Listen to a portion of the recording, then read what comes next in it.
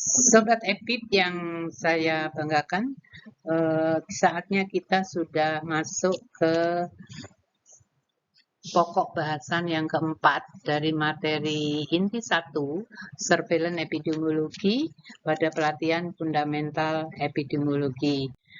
Deskripsi dari materi ini adalah di mana ada prinsip-prinsip dasar dalam melakukan surveillance epidemiologi yang mempelajari tentang dasar-dasar epidemiologi, surveillance epidemiologi, SKD-KLB, dan SKDR, dan risk assessment. Pada pokok bahasan keempat inilah kita akan memperdalam materi tentang risk assessment ini.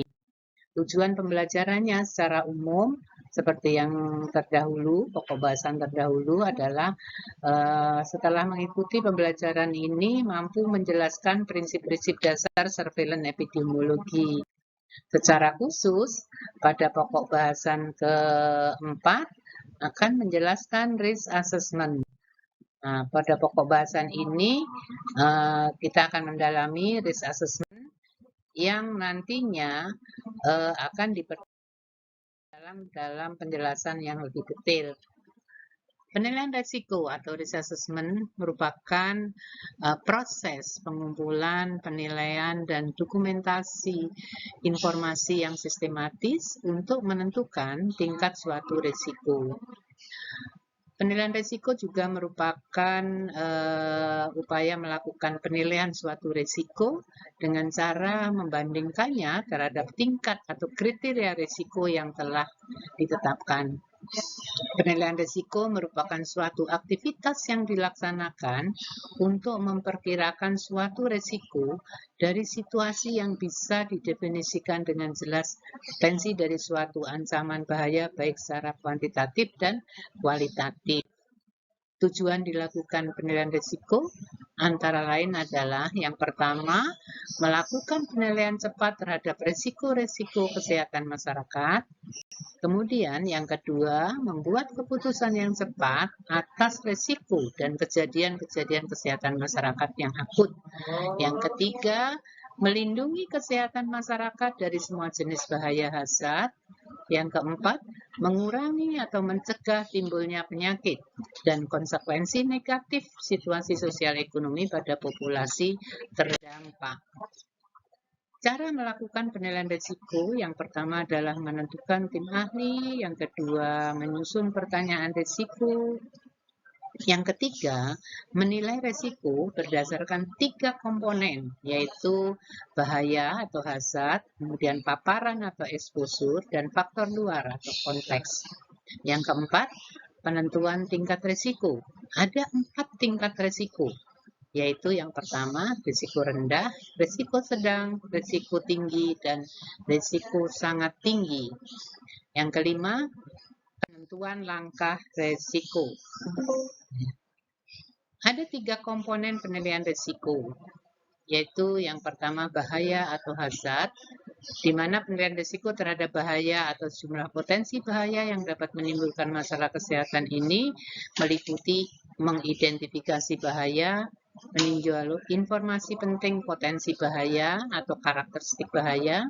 Yang ketiga, peringkat potensi bahaya ketika ditemukannya lebih dari 1 kemungkinan sebagai penyebab atau kejadiannya. Pada nomor 2 atau paparan, exposure, penilaian paparan merupakan evaluasi dari paparan individu dan populasi dari kemungkinan bahaya. Output utama dari penilaian ini adalah memperkirakan jumlah orang atau kelompok yang mungkin telah terpapar, juga jumlah orang yang telah terpapar atau kelompok yang cenderung rentan kemungkinan tertular penyakit karena belum terbentuk kekebalan. Dalam penilaian komponen paparan diperlukan keahlian spesifik untuk melakukan pemetaan daerah dan kelompok berisiko serta menyusun rekomendasi pencegahan dan deteksi berbasis risiko. Yang ketiga, faktor luar atau konteks mencakup serangkaian faktor spesifik wilayah, meningkatkan atau menurunkan kemungkinan paparan, mengidentifikasi tantangan dan titik-titik rawan yang harus ditangani untuk respon, kemudian mempertimbangkan semua faktor baik sosial, teknis, dan ilmiah yang mempengaruhi risiko. Berikut adalah contoh matrik penilaian risiko. Di sini ada sebelah kiri adalah kemungkinan dari berbagai faktor, kemudian arah ke kanan adalah konsekuensi yang terjadi. Jadi di sini ada warna hijau, kuning, orange, dan merah. Penjelasannya adalah seperti ini. Tingkat risiko akan kecil dari warna hijau. Aksi yang dilakukan adalah ditata laksana berdasarkan protokol respons standar, program, dan regulasi pengendalian rutin. Ini merupakan monitoring melalui surveillance rutin.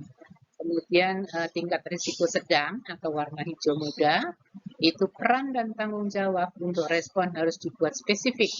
Diperlukan monitoring atau langkah-langkah pengendalian yang spesifik, berupa peningkatan surveillance tambahan, kampanye vaksinasi misalnya. Kemudian tingkat risiko besar atau warna oranye, diperlukan perhatian dari manajer senior atau pimpinan. Mungkin diperlukan pembentukan struktur komando dan pengendalian. Langkah-langkah pengendalian tambahan akan juga diperlukan, di mana beberapa di antaranya mungkin mempunyai konsekuensi yang bermakna. Untuk tingkat risiko yang sangat besar, diperlukan respon segera, walau kejadian dilaporkan di luar jam kerja. Dibutuhkan perhatian dari manajer atau pimpinan secara segera. Kemudian harus komando dan pengendalian harus dibentuk dalam beberapa jam. Langkah-langkah pengendalian dengan dilaksanakan dengan serius.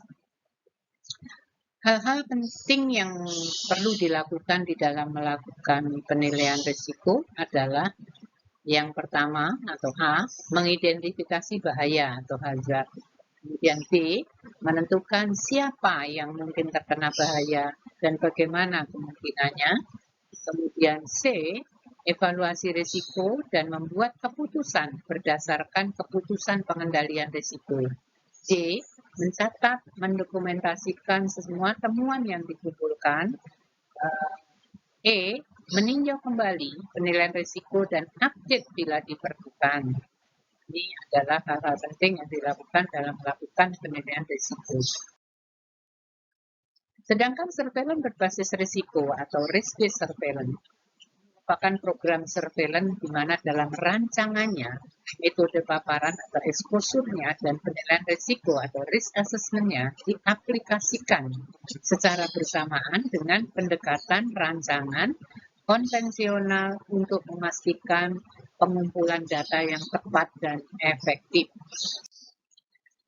Surveillance berbasis risiko ini bermanfaat untuk memberikan peringatan dini wabah penyakit dan sebagai cara mengidentifikasi sebagian besar kasus penyakit dengan lebih mudah dan murah, serta melakukan pendekatan surveillance yang melihat di mana penyakit paling mungkin terjadi.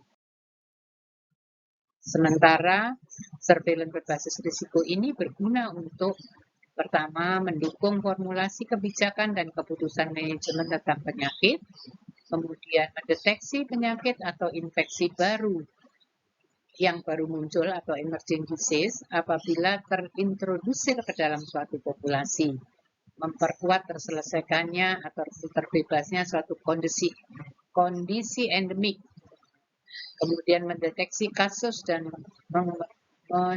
mengembangkan prevalensi suatu kondisi endemis di populasi. Itulah kita sudah belajar pada pokok bahasan 4 tentang risk assessment. Nah, silakan para sahabat EPIK dapat selanjutnya mengerjakan kuis atau diskusi atau penugasan apabila memang diperlukan. Demikian, selamat belajar dan sukses untuk kita semua.